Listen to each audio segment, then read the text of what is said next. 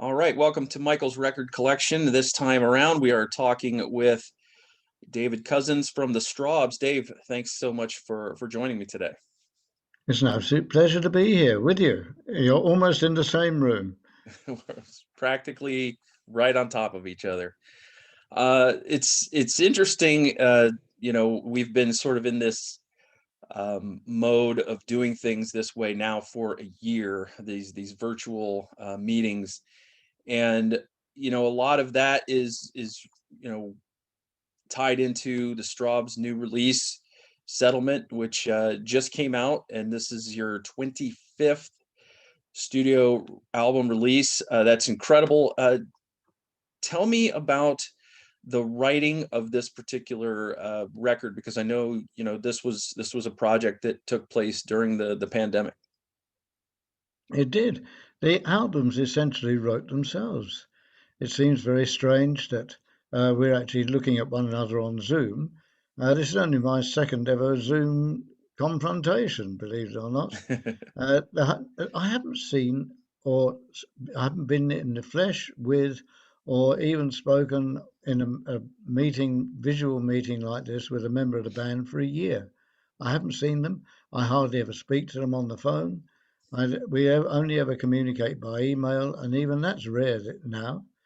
The album started in the pandemic, and it was very strange. It was back in March, and they suddenly announced that there was going to be a lockdown. And I'm not even living in my own house at the moment because my house had a flood in the basement, and I haven't been able to move back into it ever since. Hmm. So it was very strange for me to be living in a different house. But then suddenly all the traffic on the road outside stopped. There was nobody in the street. Everything was empty, just strange. And I thought, well, I wonder how long I'm going to be here. But I brought a guitar over. It was a new guitar that I bought, a Dovina, which is a Slovakian guitar. Beautiful thing. I hadn't even played it. I picked it up, put it in an open D tuning, and thought, well, I'll just strum around. And put my fingers down in an unusual position on the neck of the guitar. And I thought, well, that's a nice chord. I wonder where I can go with that. Went on to the next chord and thought, oh, I wonder where I go from there. And within about an hour or so, I had the whole basis of a whole chord sequence that I'd never come up with before in my life. In a chord tuning, a guitar tuning I'd used before many times, an open D tuning, but I'd never used any of these chords before. And suddenly I thought, that's strange. And I thought, well, these are strange times. And the lyrics began to write themselves. And when you look back on the lyrics now, you can actually see the thought process that went behind it. And I sort of thought, well, maybe we ought to think about making an album because I don't know how long I'm going to be here in lockdown. We haven't made an album for a while. So I called up Cherry Red, who are our record distributors, and said, do you fancy if we make an album? And they said, well, yes. And we agreed that they would finance it. So I then emailed the band and said, I think we ought to make a new album. And I said, what I will do is I'll do my chords and my guitar, write some words, then I'll put them down on tape, and then I'll send them to Chaz Cronk, our bass player. He's got a studio at home, and he can send them out.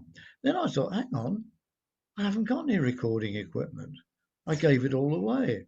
I had a Yamaha 16-track flying fader desk that I used once. I managed to record one song on it with two manuals going backwards and forwards. I thought, I can't handle this. So I gave it away to a friend who lived in Portugal. I phoned up Blue Weaver in Germany and I said, Blue, what should I use to record something on? He said, I tell you what, he said, why don't you use one of those little Zoom hand recorders? And I'd never heard of a Zoom hand recorder. He said, it's a 4-track machine. He said, they're really good for live recordings. He said, but if you're going to do some recording at home, I think it'd be ideal for you. So I looked up on eBay and found one on eBay that was second-hand. Well, not second-hand, the box had been opened, but it was a bit cheaper. Got that, and it took me about a week to read the manual and try and get some understanding of how to operate the thing. And then phoned Blue up and said, I haven't got a mic. What shall I buy? He said, buy yourself one of those small Neumann mics. I bought that. I had to buy a mic stand. I didn't have anything. And then the pride and joy of it all was I bought myself a pop shield. I thought, if I'm going to do this properly, I've got to have a good pop shield. So I bought a Stedman pop shield, and I had this little setup. And the first thing that I recorded, I put a click track on the computer I'm looking at you on now, put the guitar, put my headphones on, and played the guitar chords to that click track, and then thought I'd better put some vocals on it. So I then thought, well, how the hell do I do that? So I then played that track back through the computer and sang to it onto the little Zoom thing, but not singing to that track on the Zoom.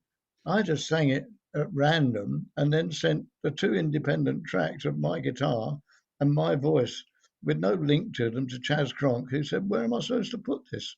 So I had to describe to him, "Well, you go into, move it forward a bit, move it back. That's where it fits there." And it was all done like that. And it started up entirely quite by accident. And the whole album was made like that. It's incredible, how long it takes to make some albums, and then you had to almost relearn how to make an album in this way. How long did the writing and recording of this take? It took about 6 months. Um, but what was happening was that when I first did it, I did another song then called Settlement and sent exactly the same thing, guitar and vocal, to my acoustic guitar. And the band said, "Oh, we want to play this."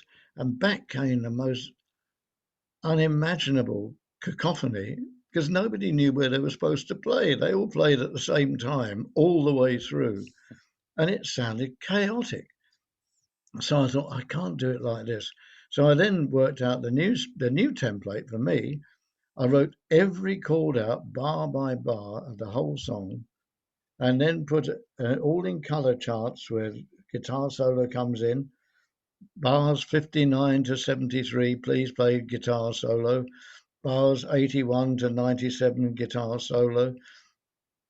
And sent that template out to everybody. And then they understood where the song came from. What was difficult was actually getting those stop breaks in because I was playing them on guitar, da da da da, ring around the rules, and I couldn't work out how many I was supposed to play of those stop chords. So in the end, I just put four down on that chord chart, and the band worked to that chord chart. So every song was then done like that. I wrote out every bar of every song with the lyrics on it, the whole arrangement on it, and the band was sent that with my original voice and guitar, and they played their bits. By then, I'd arranged for Blue Weaver in Germany to be the producer, and all of the parts were then went to Chaz Cronk for him to do the template of me singing in my guitar part and vocal part to a click track. And then it went to Blue Weaver, and everybody sent their bits to him, and he put it all together. Well, that's an amazing way to make a record, I think. But did you use everything that you wrote? I know there are 12 tracks on the Settlement CD and I think 9 on the vinyl. Did you use every song you wrote, or were there a few left over that didn't quite make the cut? There's another track left over. I can't remember what it's called now. It sounds Parisian anyway. But that didn't make. I didn't want to do that. And there was another one called uh, Britannia, and I felt that that was too obviously political and too obviously going to date very quickly. Britannia. It was a time when Britain was coming out of the European Union, so the song was called Britannia, about a great ship. I was there when the great ship went down, and it's but I thought, no, that's too political and too it dates, and I don't like songs that date. And what I feel is, listening back to all of our old catalogue or thinking about it, very few of the songs have actually dated.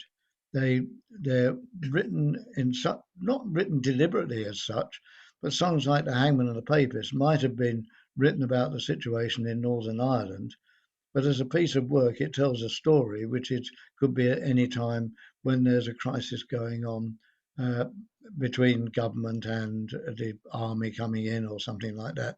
Could be about Myanmar now. It could be about anything, whatever's happening in America somewhere. But that song doesn't date. because an historical song. It's not historical. I set it 200 years ago just to give it a different feel. But those songs have not dated. Even Grave New World, the song itself, there's blood in the dust where the city's heart beats. The children play games that they take from the streets.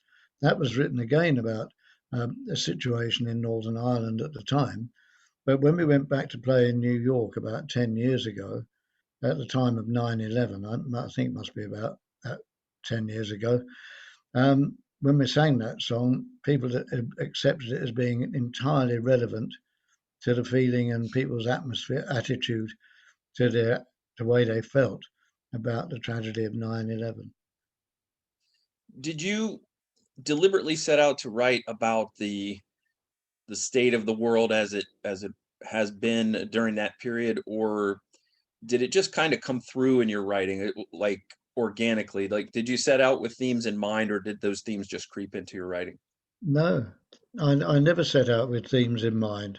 What I do all the time is I have pieces of paper around and a pen. Even in the middle of the night, I'll wake up and I'll come up with an idea for a song, just a couple of words or a title of a song, and jot it down. Now, it used to be I had notebook after notebook after notebook, but now I do it on the computer and I put down folders. New songs 2021 is the new folder, and there's Britannia will be in there, and I may go back and revisit that, but I doubt it very much. But then there's a song called The Waiting Room. I was sitting in the waiting room when the last train went by.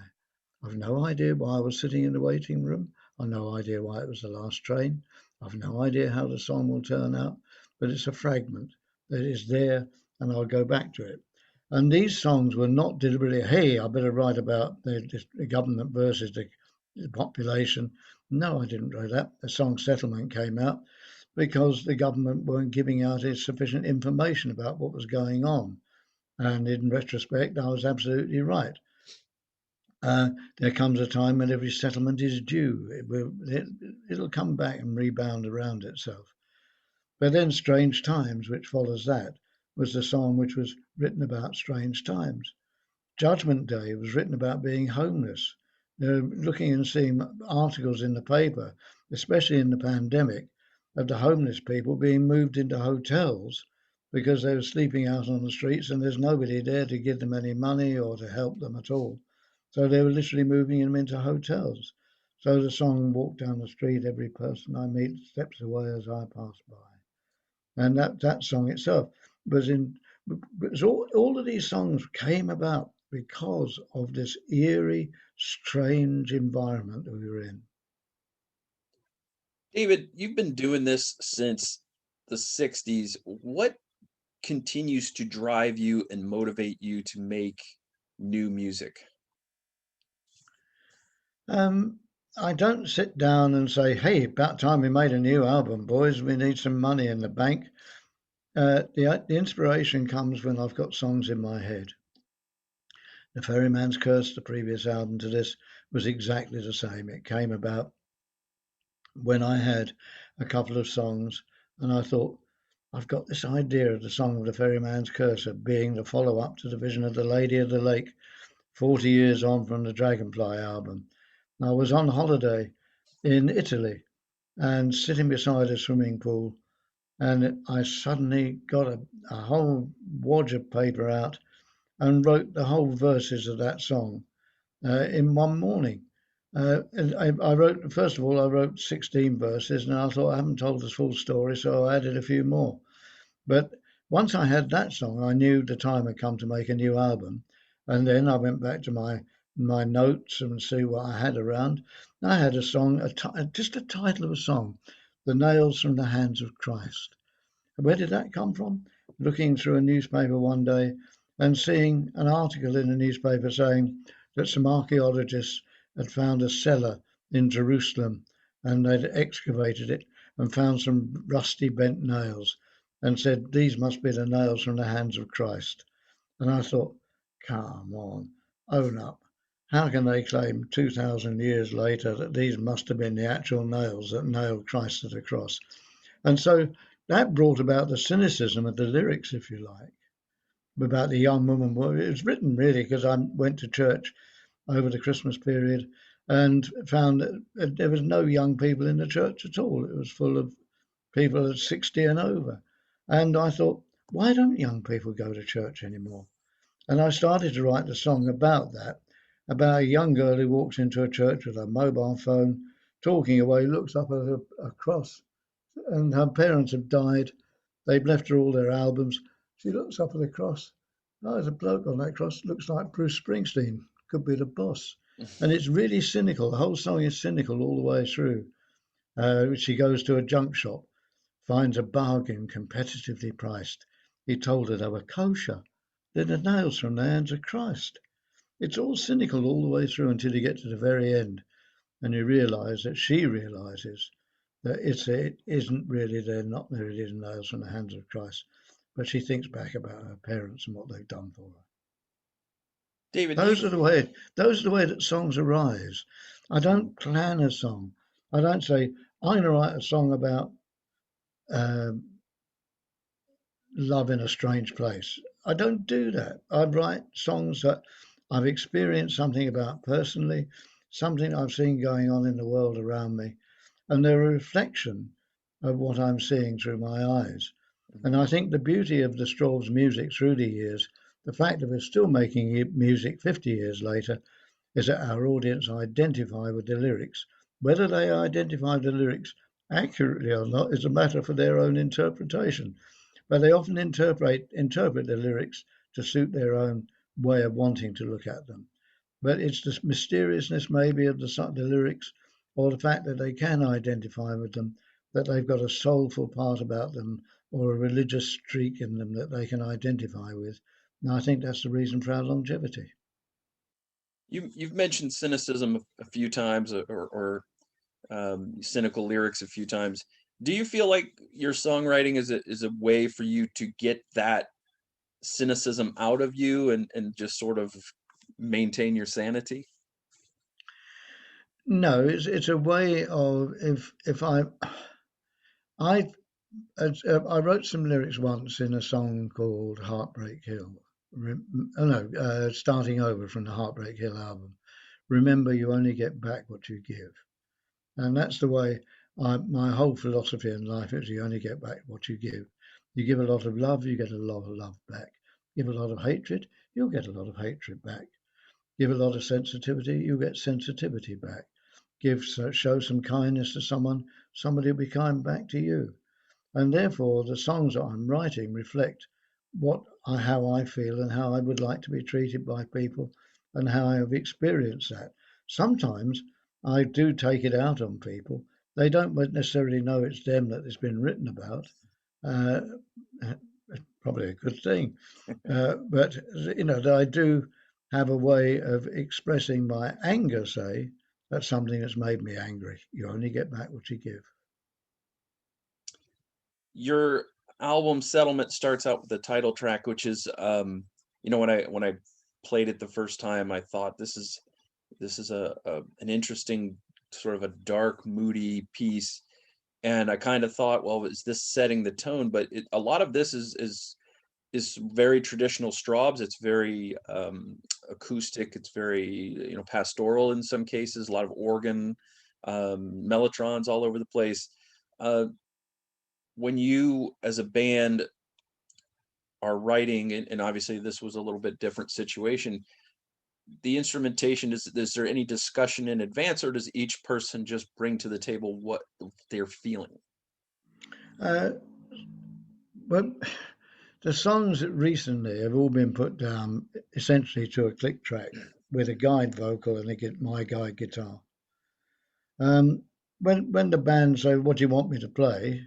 I'll say bass, drums. Uh, but it's not quite as easy as that. On this one, I did give a guidance when Dave Lambert said on Judgment Day, "What sort of guitar are you looking for?" So I said, "Well, your sprangly guitar chords," and that meant shimmering, kerrang, shimmering, zhing. So he knew exactly what I meant by that. I didn't tell him where to play it. I just said, "Oh, show me the chords." And then I said, "I want to have some ebow on it. You know, the ebow in guitar attachment, the sustains notes." And I just left him to it. I didn't tell him where to play. What he's played has just been left exactly as he played it. But then don't forget that Blue edited it. Dave Lambert might have played more than I've actually heard. But that what you're hearing is what Dave Lambert, from my interpretation, I said a bit of sprangly guitar and ebow, and we understand that sort of thing. We know Mellotron flutes suits the Strawbs very well. Hmm. We well used to that. When it came to Settlement itself, I knew that it had to have that old brass sound that we used from the very first Mellotron that we ever used, which is this curious mixture of trumpet, trombone, and saxophone. Those are its three instruments that made up that sound. But on a Mellotron, if you double track it, as we always do, it sounds strange, eerie, and it sounds like no other instrument there is ever in the world. It doesn't sound like a brass section, it sounds like a mellotron. The, but we use that on Settlement, and it gives, I said to Blue when he was mixing it, I said, "My God, it sounds so so scary and eerie and odd." And so I said, "Can you lift it a bit?" Because he said, "No, the mellotron's about right." I said, "No, we've got to have that mellotron up there because it sets the feel and the atmosphere for the song." Hmm. It really does. You just spoke about horns, and one of the songs that's on the CD version, Better Days, it starts off, it's kind of this Latin shuffle, but starts off with almost a startling, brassy, brash, horn-fueled intro. Mariachi. Yeah, It was yeah. blues. It was Is that blues idea. okay? I played it on guitar, acoustic guitar. Uh, Again in one of my tunings, an open E tuning this time. And when I played the intro through, Blue phoned me up and said, "Hey, it sounds like mariachi trumpets." And I said, "That's a good idea." So when Dave Bainbridge said, "What do you fancy on this?" I said, "Mariachi trumpets." I didn't tell him where to play it. And I was delighted when he came back with it because he must have listened to a few mariachi tunes on YouTube and watched a few mariachi bands because he's got it spot on. Is that a keyboard patch then? Yeah, Yeah. Uh, it's not bad, is it? Not at all. I think Dave did a really nice job throughout of varying his sounds, even sometimes within the same song. Uh, it's interesting because he's the only one of you currently in the band that wasn't at some point in the 70s as part of the lineup. How has he been, integrated since joining the band? Well, it's curious. When I saw him, I saw him first of all. How it came about, we did a tour as the Acoustic Strawbs with Carl Palmer's band, um, Carl Palmer's Legacy, Hmm. the LP Legacy. And the guitar player with Carl Palmer, I got to know very well, Paul Bielewicz, I think his name is. It's a very difficult Polish name to spell, let alone pronounce. I'll give up. Biewicz. But anyway, I said to him, "We're looking for a keyboard player at the moment. Uh, you got any ideas?" He said, "I think you should go and have a chat with Dave Bainbridge." So I looked on YouTube and saw what Dave Bainbridge did, and he was a guitar player. So I arranged to go up and see him. I drove up from London, from folks rather on the coast where I lived, and up to Lincolnshire, which is about 250 miles, and stopped at his house, introduced myself. We went into his studio, which was in a garage in the back garden. And I said, "Before we start, are you a guitar player or a keyboard player? What's your primary instrument?" And I think he must have realised what was coming. So he said, "Oh, I'm a keyboard player." But actually, he plays more guitar than he plays keyboards. And in fact, we've had fantastic guitar players in our band. We've had amazing keyboard players in our band. but none of them have been able to play the other instrument to the same level of expertise. And he's one of the very, very few instrumentalists that I know that is equally as talented on guitar as he is on keyboards. So there's a bit of his guitar playing on this album, there's a bit of his keyboards playing on this album, but he is extraordinary in that way. You certainly have had a lot of talent at both of those positions. I mean, few bands can claim to have had three different Wakemans in in them over the years. Yep, Um, a I want to tribe talk of Waitmans. exactly. I want to talk about one of the more, I guess, progressive rock sounding songs on the album, Champion Jack. This is I was reading an interview with you that you had mentioned this was about your second dad, and I Yeah, know that's right. there's the blues musician Champion Jack Dupree. Is this sort of an amalgamation? Or, tell me a little bit about the story of this song. It's a very good It story it song. it it's not an amalgamation at all. It was written about my dad, Jack Cousins. Hmm. My dad died when I was 6 months old. My mother married again when I was six, and Jack had been a prisoner of war and still bore the scars, not physically but mentally. Not you would know unless he told me, only very few things about it, but it obviously affected him deeply. And the tragedy was that I was at university doing my last year at university when I had a letter from my aunt to say that your dad's got leukemia. And so I went through the whole of my last year at university, having to go back and forward to London to see him, and he was deteriorating all the time. And the tragedy was that I wanted little repairs done on my banjo at the time.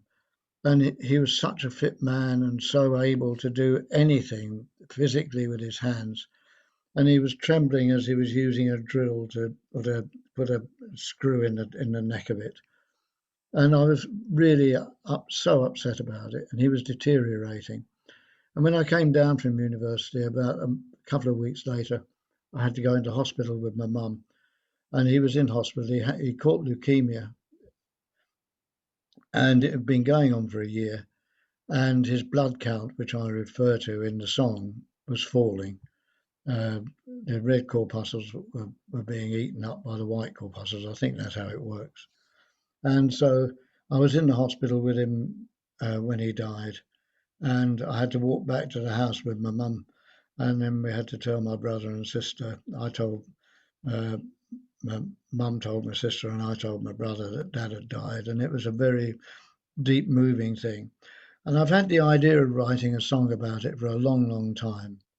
And Dave Bainbridge came up with the arrangement, and I thought it was absolutely stunning, and put the words to it.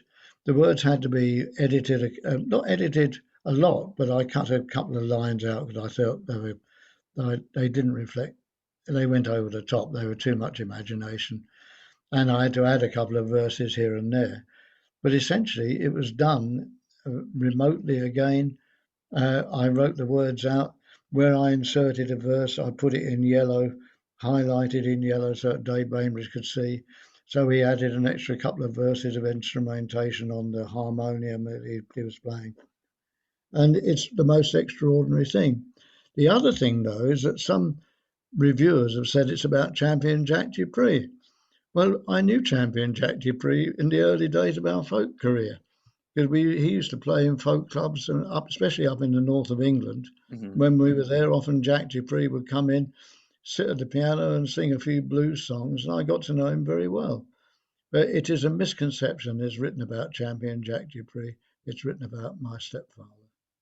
Yeah, it's interesting because of the Champion Jack and aspect, and believe he also was a prisoner of war. He was a Uh, prisoner of war. It's a very strange coincidence. yeah. um, you you talked about Judgment Day earlier. That song's in 5/4. Are there, what other kind of twists and turns and out of the ordinary time signatures do we have here on Settlement? Well, when I had the song, I did it in two demos. One in sort of a slow 3/4, Walked down the street, 232, two people I meet, 2 3.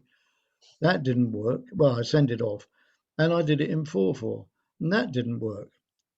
But in January last year, I went to South Africa, and I did 4 shows in South Africa, solo shows, except the fact that South Africa's top bass player said he'd like to play with me. So for 3 of the shows, we had 1 1-hour rehearsal one day, and then we did 3 shows night after night after that. And it was the most astonishing music I've ever played.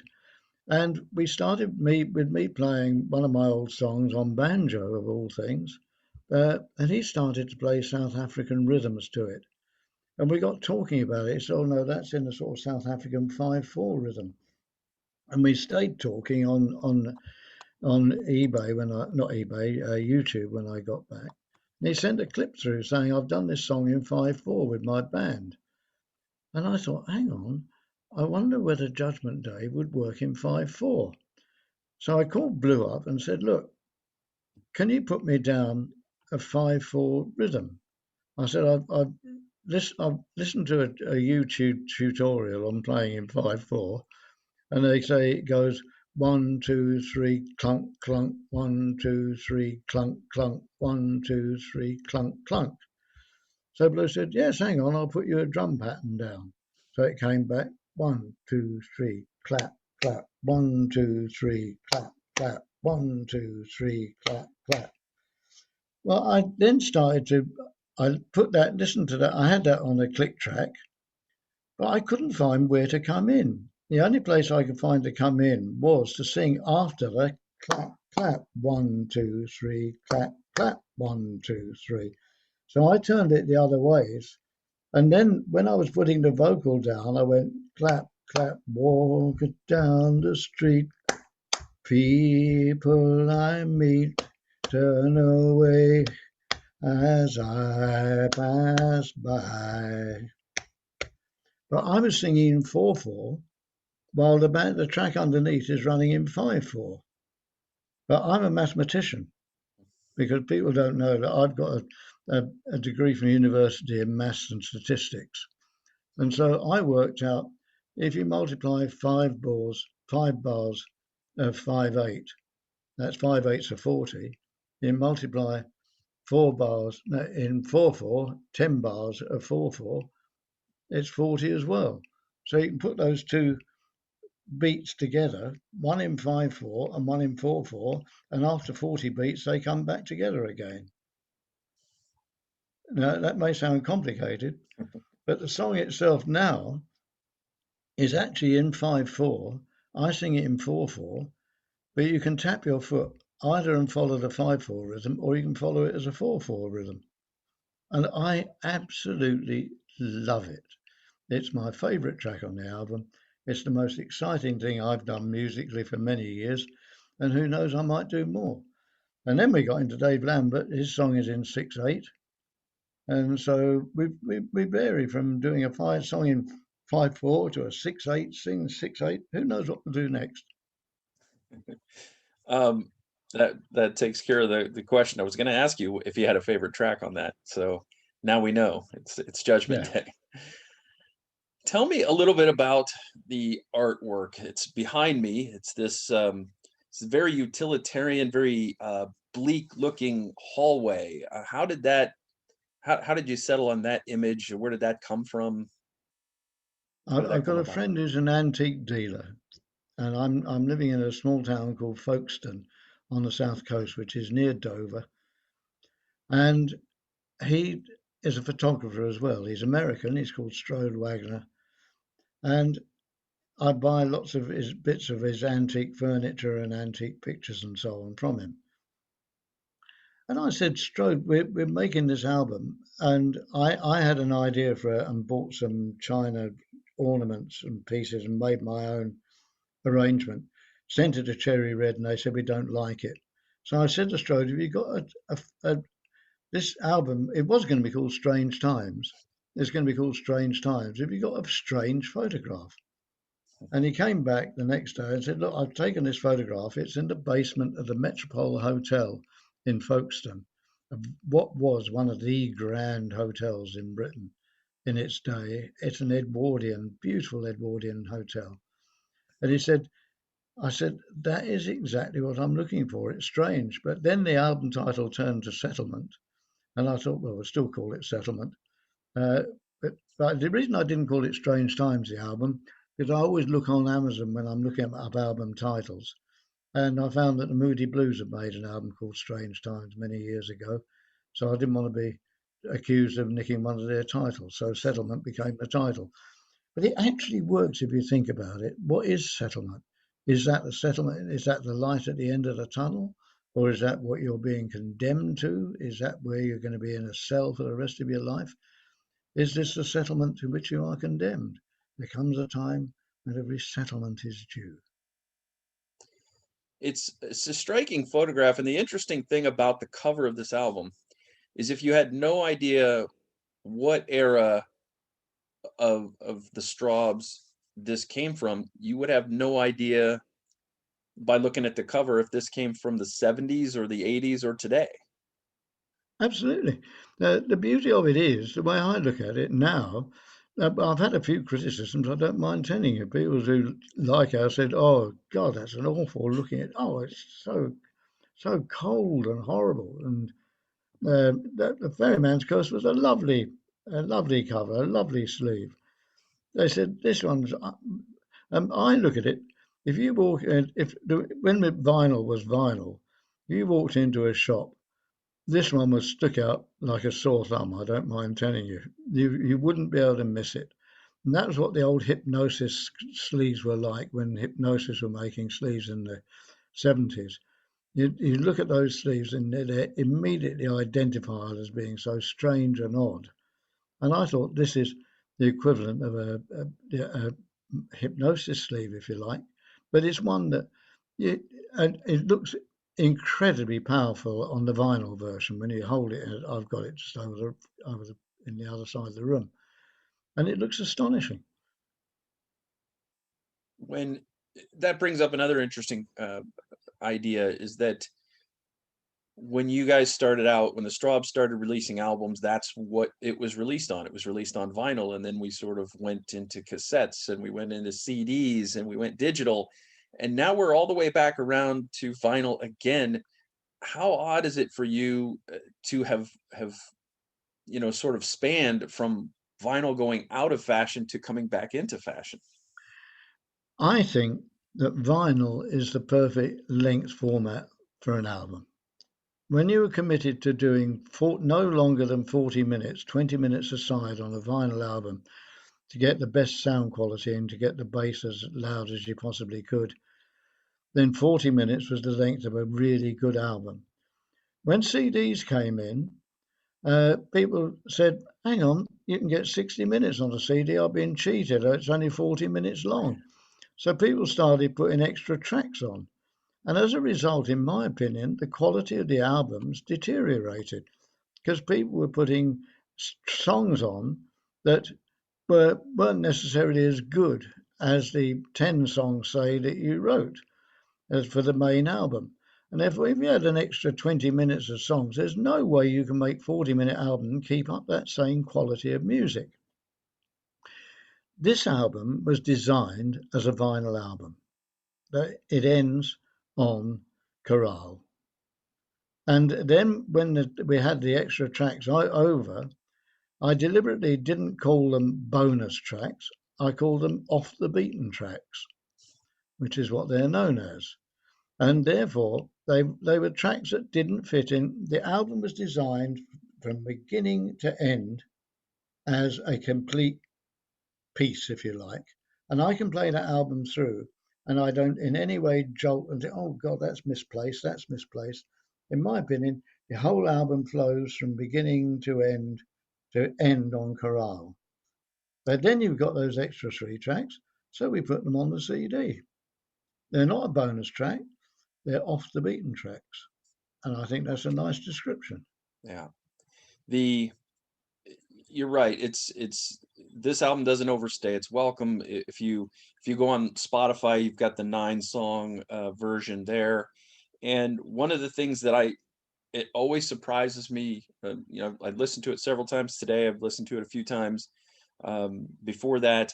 But one of the things that always hits me is that when you listen to The Visit and then it goes into Flying Free, it's like the same track. It's like all part of the same piece. It doesn't seem like two different songs. It is the same piece, or it was the same piece when Dave Lambert put his demo down for it, and the vocals that his original demo version that he just did on his home recorder with one guitar. But he played a little instrumental piece at the end. And I said to him, Dave, we ought to make that a separate little track in its own right. I said, but don't make it The Visit with it and then that instrumental ending on it. Put a break in it so that people can separate it if they want to, and they can just play that little instrumental track on its own if they choose to. And I said, what are we going to call it? He said, I'll leave it up to you. So he said, I said, well, it sounds free to me. So he said, well, Flying Free. I said, yeah, that'll do. So that's how it came up. But it is essentially one and the same piece. But people can listen to it as a separate piece if they choose, and they can listen to The Visit if they choose to finish on that piece. Yeah, I enjoy that one quite a bit. The instrumental there, it's a very folky track. It's got like layered acoustic guitar. It sounds like it's got some of your banjo in there. It's my banjo playing the lead line. And it's a heck of a different line to play. If you play a five-string banjo and you're in normal tuning, he said, winking, you wouldn't be able to play it. But I have a little tuning that I've developed for myself. I only know of two people in the world that I've shown it to. One is the guy who owns Sonny Osborne's banjo, the old bluegrass player, and he's a professor of banjo or country or Americana in a university somewhere in West Virginia or something. And he said, I've never seen that tuning before. He said it gives such a different flavour. And the other one was a drummer in a band that we did some shows with in America. And he said, I play banjo as well. I said, have a look at this. I'll show you this tuning. And he said, my God. And then he emailed me, so I can't stop playing it. But what it is that if you wouldn't be able to, if you have a regular five-string banjo, unless you know what I'd done, you would find it incredibly difficult to play. So I put it in my little tuning. It's still quite hard to play, but it gives a flavour that nobody else that I know can play. And then I played it on Dave's Flying Free. There's my old bluegrass licks coming out on that, but again, still in that same tuning, which gives it the strange edge to it. So we've got some proprietary Strawbs right here it's a hidden secret. Yeah, there's a lot of tunings on this, guitar tunings on this album. Its Settlement is in an open E tuning. Uh, Strange Times is in open D. Judgment Day is in straight tuning. No, it isn't. I played it in my modal tuning, but capoed up on the second fret. It gives it a strange sound. And if, combining my guitar, acoustic guitar, with Dave Lambert's Sprangle guitar, as I call it, the guitar's got a strange texture to it. I'm on one side of the stereo, he's on the other. When you listen to it, just say in the car as you're driving along, you hear it as one sound, and it's got Mhm. a lovely sounding guitar sound, which is unusual. Then you go to Each Manner of Man, that is in straight tuning, but then John Ford played the guitar on that, I didn't. So then you go to Dave's Visit, and I played my banjo on that. Then you go into open E tuning for Quicksilver Days, then into my modal tuning for We We Are Everyone, and then Chaz played the guitar on Chorale. How do you Uh, keep your sorry, I didn't mean to interrupt you. I just wondered how do you keep your voice in such good shape? I mean, you've been doing this a long time. I hate to keep harping on that, but I mean, it's just an incredible span of a career for to do anything, let alone something like this. Music and your voice has held up extraordinarily well for a long time. Do you do anything special to take care of it? I'll tell you what happened. on when we were making the Ferryman's Curse. So I went to my son's wedding in July 2017, my youngest son, and I was at the wedding reception. I moved a speaker on the stage, and suddenly I had this agonising pain down below the belt in the groin. I thought I'd been stung by a wasp or a bee, and I took my trousers down. And there was nothing there, but it was agony. And I had a hernia that developed. And the album was made in September. And when I was singing the vocals for The Ferryman's Curse, I had a severe hernia and I was in absolute agony, holding it in and singing. Somehow I managed to do it. We had to use the demo vocals that I'd done a year before for um, Nails from the Hands of Christ because I couldn't sing it again because I was in too much pain. So I then went to hospital and had a hernia operation. And the surgeon said that hernia started when you were 12 years old, when I had an operation then. And he said that has been waiting to burst all these years. He said that that's affected you all your life. And it's affected the sound of my voice all these years. And I find now I can hit higher notes than I've ever hit before. I can sing better. And this album now is my voice as it should have been all those years ago when I first started. So my voice has been hampered by that hernia for 50 years, all those years ago. And it's only in the last 4 years that my voice has come back. And people are saying, how are you hitting those high notes? And it's we are everyone is incredibly high. We are everyone. It goes up very, very high. In fact, when Catherine sang it, she had to sing a harmony below me, which I thought was unbelievable. I thought she'd go up soaring above me, but no, she sings a lower harmony because I'm singing so high. I could never hit those notes in the early days. I can now hit notes. Now, people's voices tend to go down. My voice has gone up as a result. So I'm able to sing songs that I did years ago. And although my voice was creeping down, I'm able to sing songs in their original keys, and it's as easy as pie. That's incredible. To think that had been a thing throughout your career. That's amazing. Dave, That's why my voice sounded so dreadful.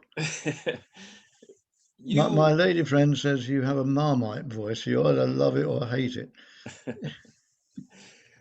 when someone listens to this album, they lay down maybe on their couch, you get the headphones on, turn it up, and they listen to it start to finish.